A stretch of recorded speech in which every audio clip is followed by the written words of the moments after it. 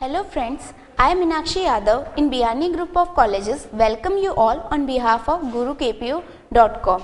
I am here to give a lecture on material balance. Material balance is a very important topic in chemical engineering.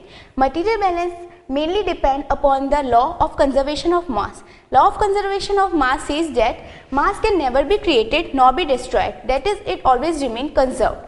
Now let us move to the mass balance. What is mass balance? That is the amount of mass that we are putting in a process will remain constant. That is, mass get converted into another form, but it never be consumed. That is, the mass in the process per unit time is equal to mass out per unit time from the process.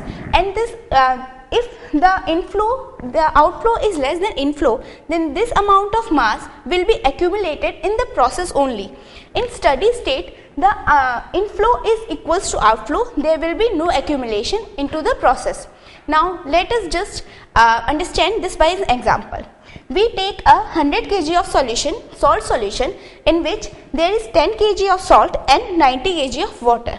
We put it into a process, that is the evaporating process, where we are providing Q amount of heat to evaporate this salt solution. In the evaporation process, only the water get evaporated and salt will remain as the same. The amount of water evaporated is 10 kg. Let us assume that 10 kg of water vapors get converted and they get evaporated from the process. Now from the output, what we get? We get the same salt solution, but the constitution of the salt solution will be changed. That is, the amount of salt will be remain as 10 kg, because the amount of salt that is we are getting input is only 10 kg and the output will also be 10 kg. There is no accumulation into the process. Then the amount of water that is in the 90 kg, input is 90 kg and 10 kg of water vapors get evaporated. So in output the water are 90 minus 10, that is 80 kg.